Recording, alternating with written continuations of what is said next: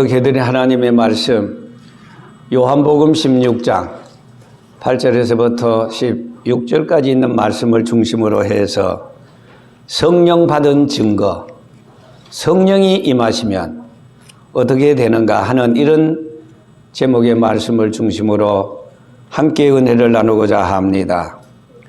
예수님께서 세상에 하나님 자신이면서도 사람의 몸을 입으시고 2023년 전처 유대 땅 베들레헴을 통해서 이 땅에 오셨습니다. 우리가 잘 알다시피 성부 하나님은 구원을 계획하시고 성자 하나님은 구원을 완성하시고 그리고 성령 하나님은 그 성자 하나님께서 이루신 완성된 구원을 우리에게 적용시켜 주었습니다. 예수님의 공생의 3년은 그야말로 동분서주했습니다. 가르치시고 그리고 가는 곳곳마다 발걸음 미칠 때마다 수많은 사람들에게 복음을 증거하고 그리고 병든 자를 치료하고 고치셨습니다. 요한복음 14장, 15장, 16장에 있는 말씀은 어쩌면은 예수님의 고별 설교와도 같습니다. 자, 요한복음 14장에 예수님께서 근심하지 말라고 제자들에게 말씀하시면서 하나님을 믿으니 또 나를 믿으라. 내 아버지 집에 거할 곳이 많도다. 그렇지 않으면 내가 너희에게 일렀으리라. 보라 나는 너희를 위하여 처소를 예비하러 가노니 가서 그 처소를 다 예비하면은 내가 다시 와서 너희를 내게로 영접하여 나 있는 곳에 있게 하시리라 하시면서 근심하지 말 것 세 가지를 말씀하고 있습니다. 첫째로 내가 너희들을 위하여 처소를 예비하러 간다. 너희들이 앞으로 영원히 있을 천국을 위해서, 천성을 위해서, 천당을 위해서 내가 너희들을 위해서 간다. 그런 거로 염려하고 근심하지 말아라. 두 번째는 요한복음 14장 14절에 있는 말씀을 통하여 너희들이 지금까지는 내 이름으로 구하지 아니했어. 그런데 지금부터 너희가 내 이름으로 기도하면은 내가 무엇이든지 시행하리라, 주리라. 그렇게 말씀하시면서 그런 거로 근심하지 말아라.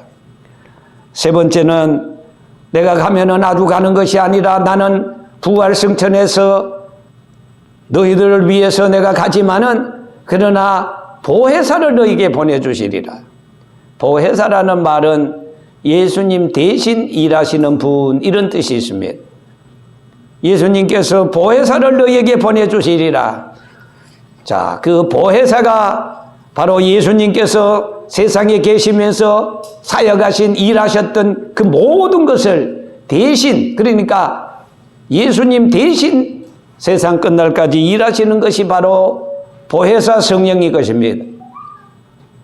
보혜사라는 말은 성령의 별명입니다. 별칭입니다. 예수님 대신 일하시는 이 보혜사가 세상 끝날까지 함께 하시기 때문에 마태복음 28장 18절 이하에 내가 하늘과 땅의 모든 것을 내게 주셨으니 그러므로 너희는 가서 모든 족속으로 제자를 삼아 아버지와 아들과 성령의 이름으로 세례를 주라. 볼지어다 내가 세상 끝날까지 항상 너희와 함께 있으리라고 그렇게 말씀했습니다. 다시 말해서 육신을 입으시고 33년 동안 세상에 계셨던 그 예수님은 우리를 위해서 천국을 예비하기 위해서 가셨습니다. 그렇지만은 예수님 대신 보혜사 성령께서는 세상 끝날까지 항상 예수님 대신에 우리를 인도하시고 지도하시고 지켜주시고 우리를 보호해 주실 것을 말씀했습니다. 자, 오늘 성령이 임하시면은 어떤 일이 일어나는가? 성령 받은 증거가 무엇인가? 이 질문에 대한 답변은 각각 다를 수 있습니다. 어떤 진동파에서는 성령을 받으면 온몸에 진동이 생기는 것이라 그렇게 말을 하기도 합니다. 또 방언파에서는 방언을 해야만이 성령을 받은 것이다 그렇게 주장하기도 합니다. 또 뿐만 아니라 한상파에서는 이상한 한상을 보는 것이 성령 받은 증거라고 말합니다. 그러나 여러분, 이런 것은 성령 받은 절대적인 증거가 될 수 없습니다. 열왕기상 19장 11절에서 13절까지 기록된 말씀을 보면은 호렙산에서 하나님이 엘리야에게 나타났습니다. 처음에는 크고 강한 바람이 산을 갈랐습니다. 바위를 부쉈습니다. 바람 가운데 그러나 하나님은 계시지 아니했습니다. 두 번째, 지진이 있었으나 지진 가운데 하나님이 계시지 아니했습니다. 세 번째, 불이 지나갔습니다. 그런데 불 가운데서도 하나님께서 계시지 아니했습니다. 오늘날 여러분, 불건전한 신비주의에서는 이상한 계시를 받고 환상을 보고 음성을 듣고 하는 것이 신앙의 본질인 것처럼 생각하고 있습니다. 이것은 비성경적인 푸다고 사람들을 미혹하고 유혹하는 일에 불과합니다.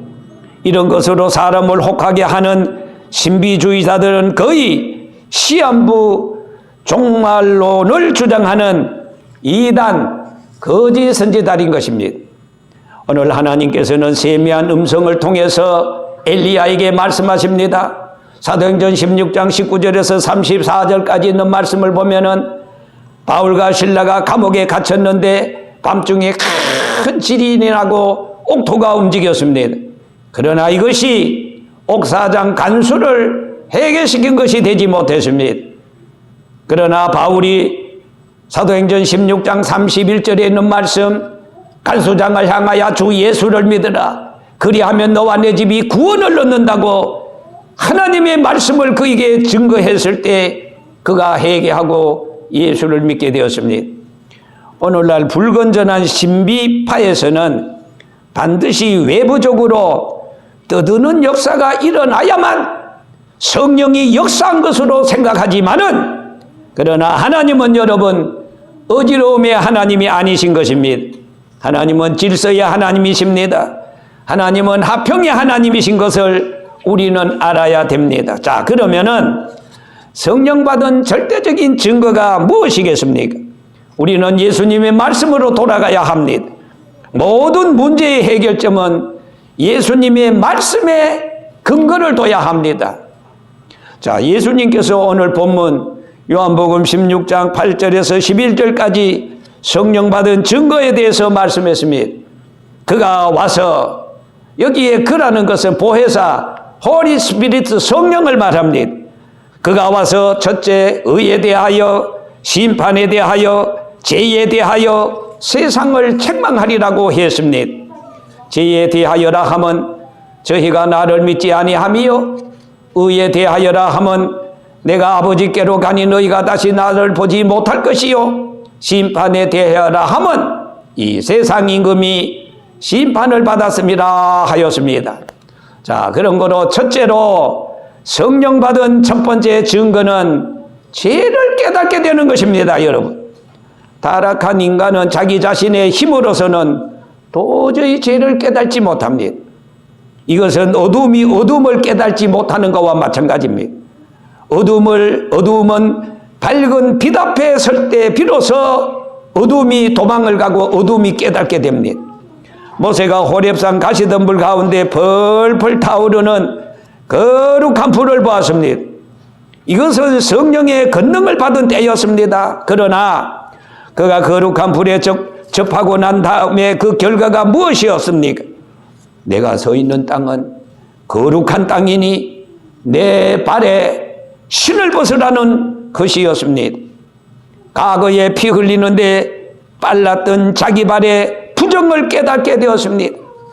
여러분, 이사야 선지자는 우시아 왕이 죽던 해에 성전에 들어가서 기도하는 중에 하나님 앞에서 자기의 부정한 죄를 깨닫게 되었습니다. 이사야 6장 5절에 있는 말씀, 그는 탄식했습니다. 하루다 하여 그는 망하게 되었도다. 나는 입술이 부정한 백성 중에 거하면서 만군의 여호와의 왕을 배웠음이라고 했습니다. 이사야는 하나님의 성령에 접하게 될 때 자기의 부정한 것과 자기가 자기를 저주할 정도로 더러운 죄인임을 깨닫게 되었다는 사실인 것입니다. 여러분, 또한 신약의 시몬 베드로가 예수님 앞에 서게 될 때 그는 주여 나를 떠나소서 나는 죄인이로소이다라고 고백하지 않았습니까? 성령을 받은 그 모든 사람들은 먼저 내 자신이 죄로 말미암아 죽을 수밖에 없다는 죄인인 것을 깨닫게 되는 것이 성령 받은 가장 첫 번째 증거인 것입니다. 여러분 보세요. 사도 바울은 디모데전서 1장 12절에 나를 능하게 하신 그리스도 예수 앞에 감사하고 또 그는 15절에 이런 말을 합니다. 보라 나는 죄인 중에 괴수라고 그랬어요. 그 사도 바울이 얼마나 잘난 사람입니까? 율법의 대가입니다. 바리새인 중에 바리새인입니다. 그는 헬라 문화에서 철학을 전공했습니다. 철학 박사입니다. 그는 어느 누구도 자기 앞에 실력으로 학문으로 당할 자가 없었습니다. 그러나 그가 하나님 앞에 서게 될 때 아이고 나는 죄인이구나. 나는 죄인 중에 죄인이라고 죄인 중에 괴수라고 하지 않았습니까? 그래서 그는 디모데전서 1장 13절에 그는 과거에 나는 비방자요 박해자요 폭행자라고 과거에 부끄러웠던 자기 자신을 하나님 앞에 고백하게 되었던 것입니다. 여러분, 바울 사도는 다메섹 길에서 성령의 밝은 빛으로 나는 죄인 중에 죄수라고 고백하게 된 것은 오늘 또 죄인이 자기가 죄를 깨달지 못하는 것은 성령의 밝은 빛이 성령이 우리에게 임하게 될 때 내 자신이 죄인인 것을 깨닫게 된다는 사실인 것입니다. 여러분, 아이삭 뉴턴이라는 사람은 어떤 날 죄수가 경찰에 결박을 당하여 질질 끌려가는 그 모습을 보고 내가 하나님의 은혜가 아니었다면 저기 끌려가는 저 사람이 어쩌면은 이 아이삭 뉴턴이었는지도 모른다라고 고백을 했습니다. 이것이 성령 받은 사람의 마음인 것입니다. 다윗도 성령 받은 후에 자기의 범한 죄 때문에 침상을 적셔가면서 그는 울었습니다. 시편서 6편 6절에 나오지 않습니까? 자기 죄 때문에 울어본 일이 없는 사람은 아직도 참 성도라고 정말 성령 받은 사람이라고 말할 수가 없습니다. 우리는 지금도 성령 받은 성도를 많이 만납니다. 그들이 공통적으로 가지고 있는 마음은 나는 모자라, 나는 부족해, 나는 죄인이야. 하나님 앞에서 이 사실을 고백하게 됩니다. 다른 이상한 체험이 없어도 상관없어요. 나는 방언을 못하고 나는 계시를 못 받고 환상이 없고 무슨 이상한 영음이 없고 내가 무슨 이적을 행하지 못해도 여러분 상관없어요. 은혜 받은 증거는, 성령 받은 증거는 첫째로 뭐라고요? 내가 죄인인 것을 깨달아요.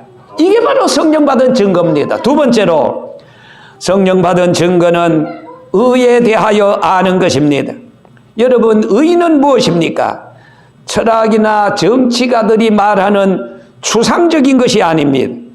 사람의 몸을 입으시고 역사상에 나타나신 바로 예수 그리스도가 의인 것입니다. 예수께서 마태복음 5장 6절에 의에 줄이고 목마른 자는 복이 있다고 하지 않았습니까? 계속해서 의를 위하여 핍박을 받는 자는 복이 있다고 하지 않았습니까? 여기에 의라는 것은 바로 예수님 자신을 말하는 것입니다. 성령 받기 전에는 예수님에 대해서 바로 알지 못합니다.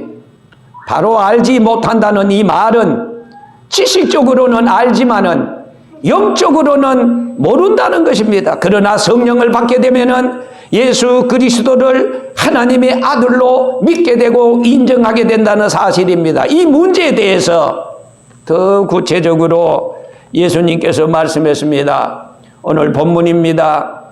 요한복음 16장 13절에서 15절에 그러나 진리의 성령이 내게 오시면은 그가 너희를 모든 진리 가운데로 인도하시리라.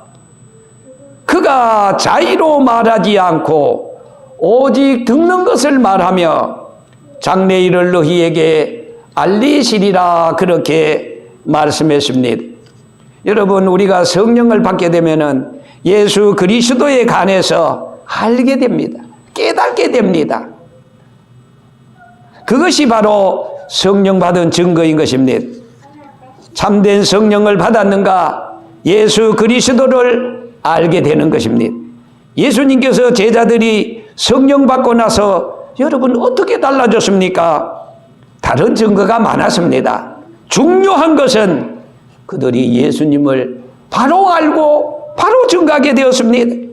그래서 사도행전 4장 19절에서 20절에 있는 말씀을 보면은 베드로와 요한이 대답하여 가라되 하나님 앞에서 너희 말 듣는 것과 그리고 하나님의 말씀 너희의 말 듣는 것이 하나님의 말씀 듣는 것보다 더 중요한가 옳은가 한번 판단해보라. 우리는 보고 들은 것을 말하지 아니할 수가 없다고 담대하게 의에 대해서 예수에 대해서 증거했습니다. 성령 받지 못하면 세상 교육을 많이 받아 유식할 수는 있지만은 그러나 그리스도에 대해서는 제로입니다. 성령 받으면 세상 지식에는 무식한 사람들이라 할지라도 예수님에 대해서는 박사입니다. 잘 압니다. 오늘날 많은 교인 성도들이 성령의 은혜를 구하지만은 성령 받아서 예수 그리스도를 바로 알게 해달라고 구하는 사람은 크게 많지 않습니다. 여기에 의에 대하여라. 이 의에 대하여 알게 된다는 것은 사제 확신을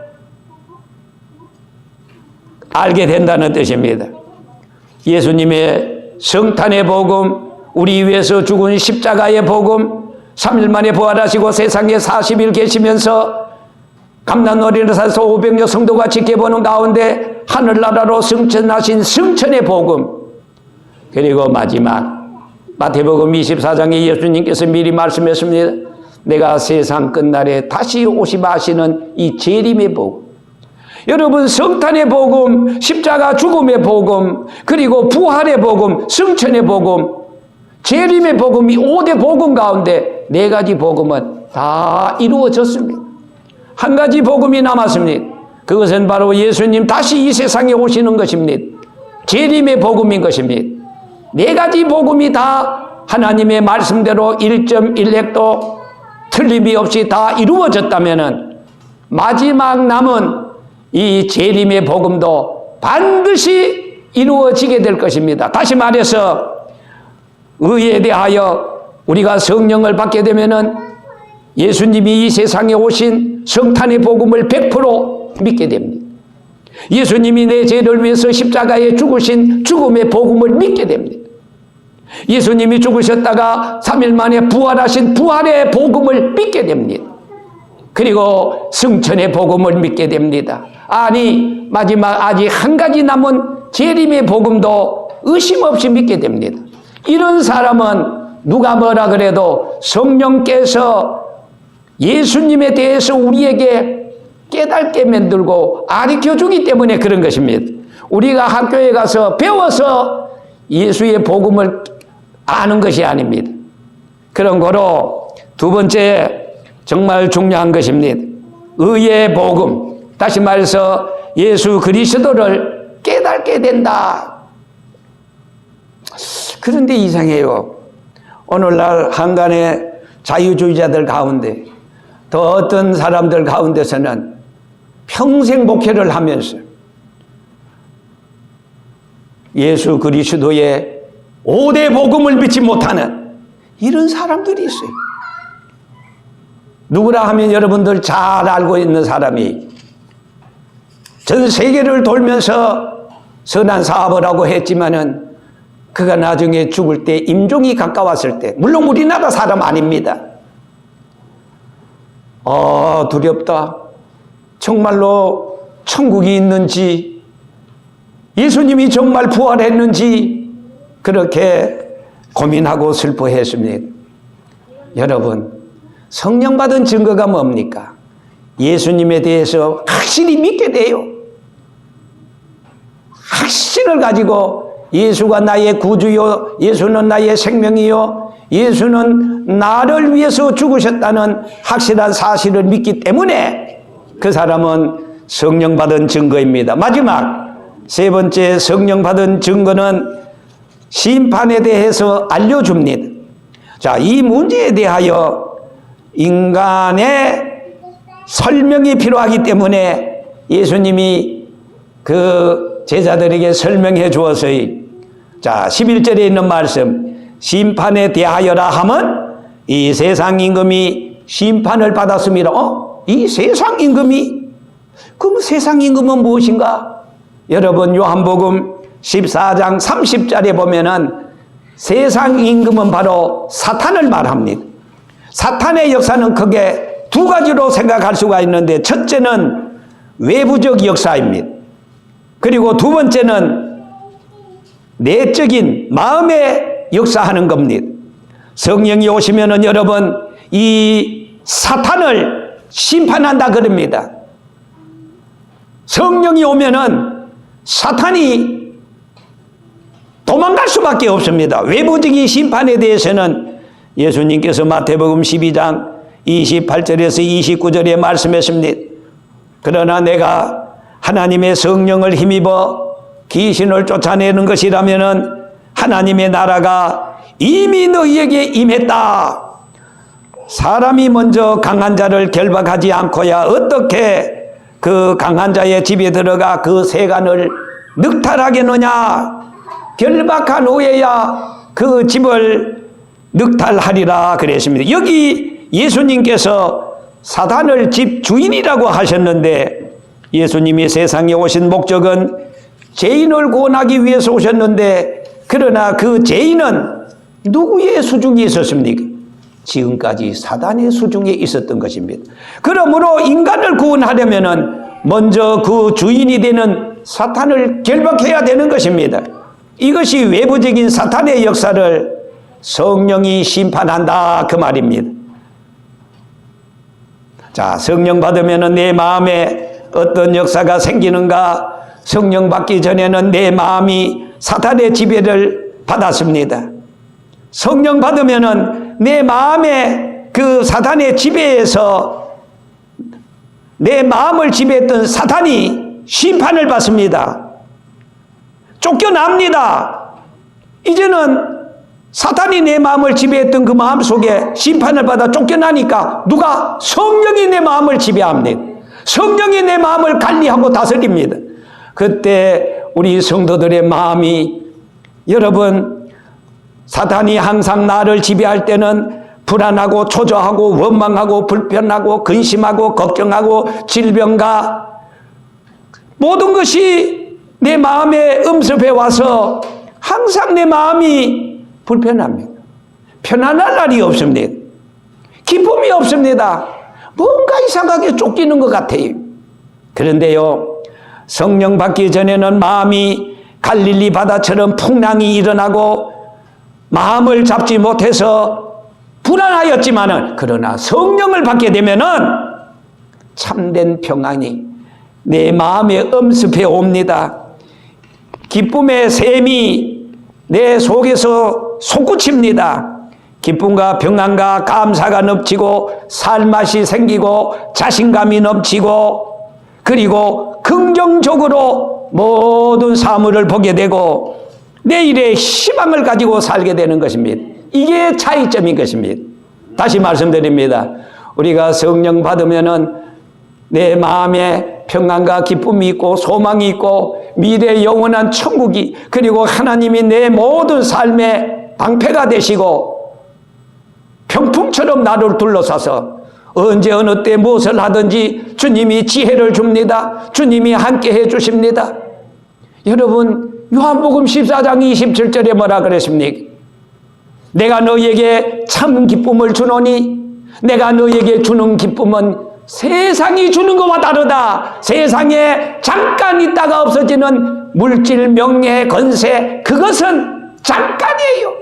그러나 내가 너희에게 실상을 말하노니 내가 너희에게 주는 평안은 세상이 주는 것과 다르다. 주의 성령께서 내 속에 임재하실 때 내 마음이 편해, 기뻐, 감사가 절로 나와. 원망하고 시비하고 모든 것이 다 없어져 버립니다. 왜? 전에는 사탄이 그걸 지배했으니까. 그런데 이제는 사탄은 심판받아 쫓아냈어. 그래서 성령께서 내 자신을 주장하시고 지배하시게 된다는 말씀인 것입니다. 그런 거로 내 속에 근심은 사라지고 평안과 기쁨과 소망과 감사만이 넘치게 되는 것입니다. 이것이 바로 여러분 예수 믿는 참된 기쁨이요 맛이 아니고 무엇이겠습니까? 예수 믿는 맛이 2023년도 다달이 감사할 수 있는 조건, 감사할 수 있는 그런 일들이 예수 그리스도 이름으로 충만하고 넘치시기를 주의 이름으로 축원합니다. 아멘.